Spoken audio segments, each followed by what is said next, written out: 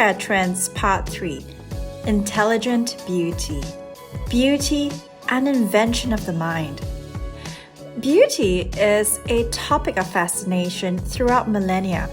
Gustav Fechner, the pioneer of modern psychology, proposed a set of metrics which could be used to statistically define the experience of beauty.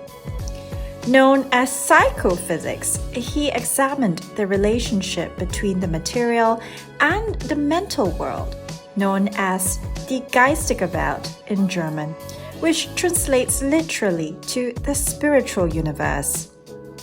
In contemporary models involving the psychology of beauty, it is primarily regarded as an undefined aesthetic response. There have been diverse interpretations of beauty as an experience. Philosophers have hypothesized that beauty must possess an inherent element of surprise. It's also been ascribed to pleasure as a visceral sensation.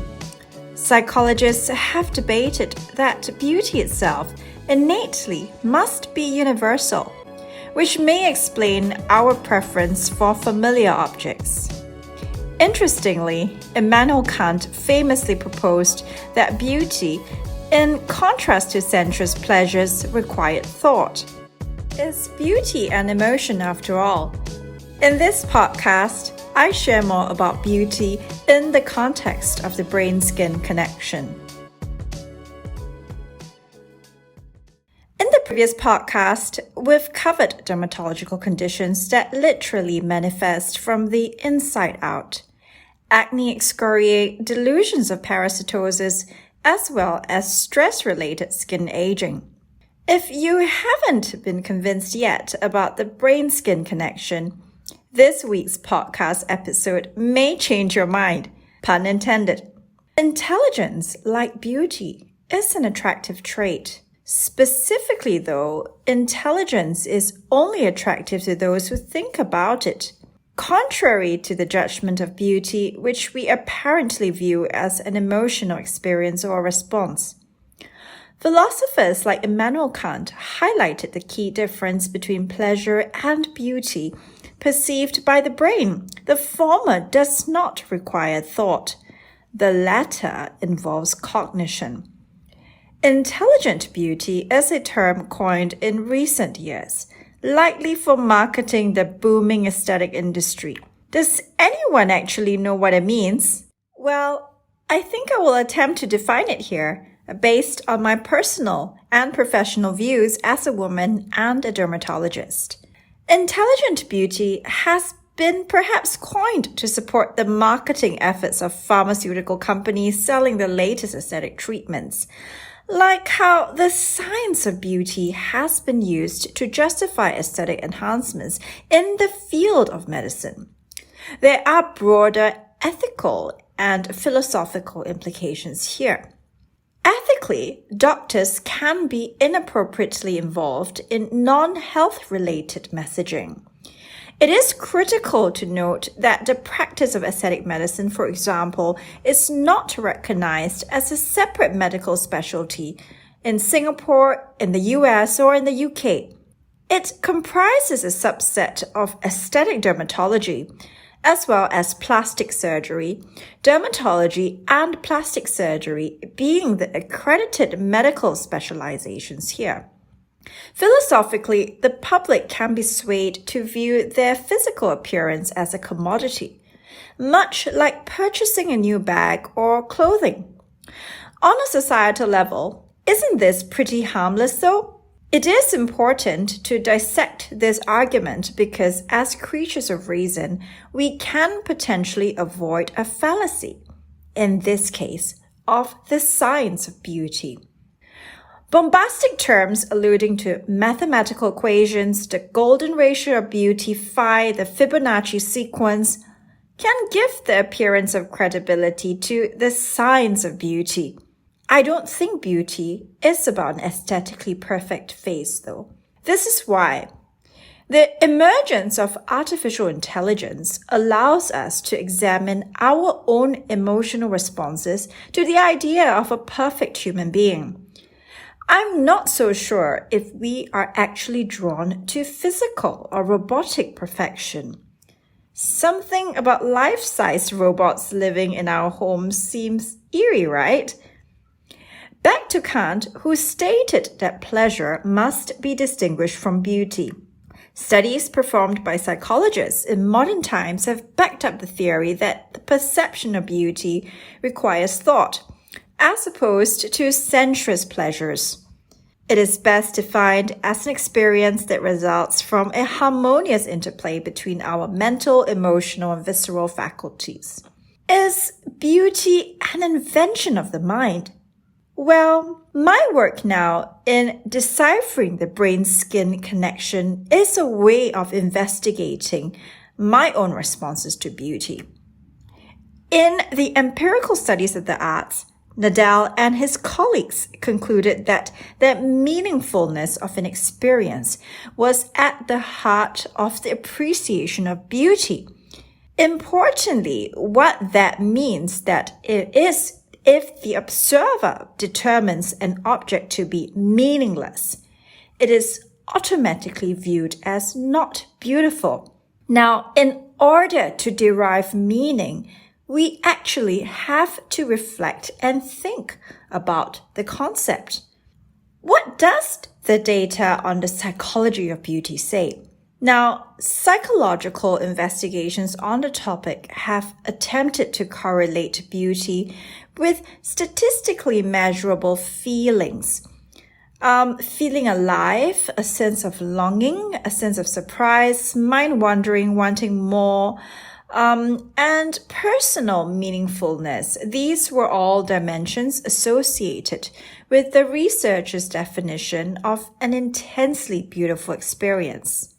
Now, addressing the root of a physical flaw in the context of aesthetic enhancements must be carefully dealt with.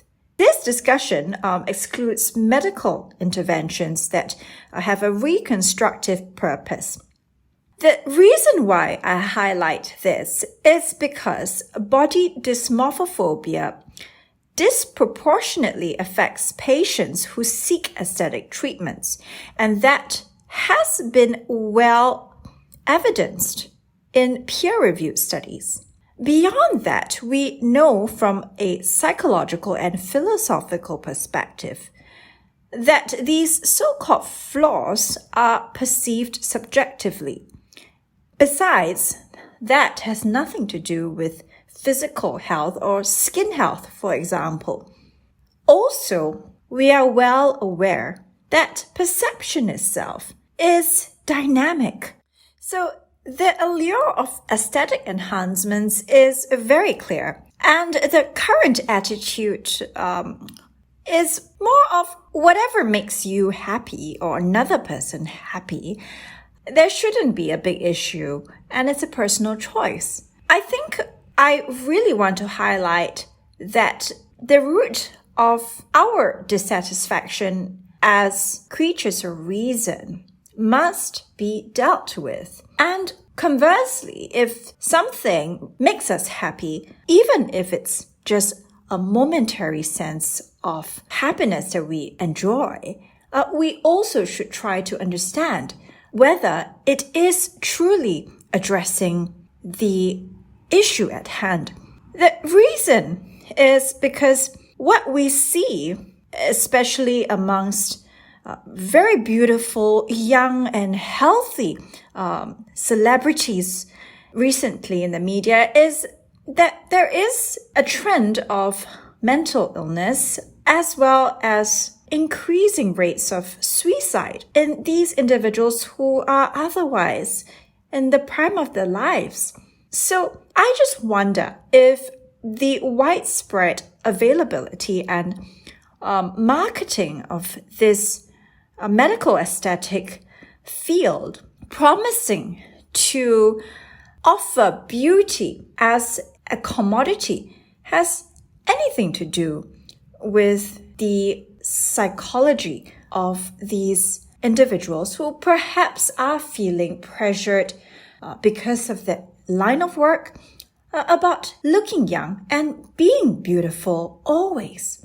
We always talk about survival of the fittest, and it seems ironic that in the middle of a pandemic that has taken the lives of millions across the world, that we should be dealing with a concurrent pandemic of mental health issues. Now, I feel this catchphrase might as well be adapted to survival of the psychologically fittest in today's modern context, because it really seems with the tragic incidents that we witnessed recently that one can never feel beautiful, young, or perfect enough for the world.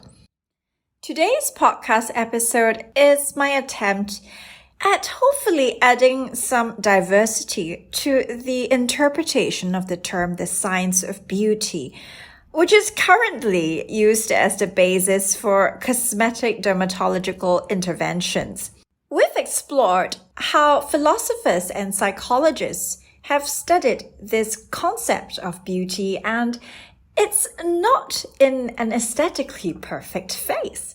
So to me, my greatest concern is that we may not even be approaching the science of beauty according to the true science.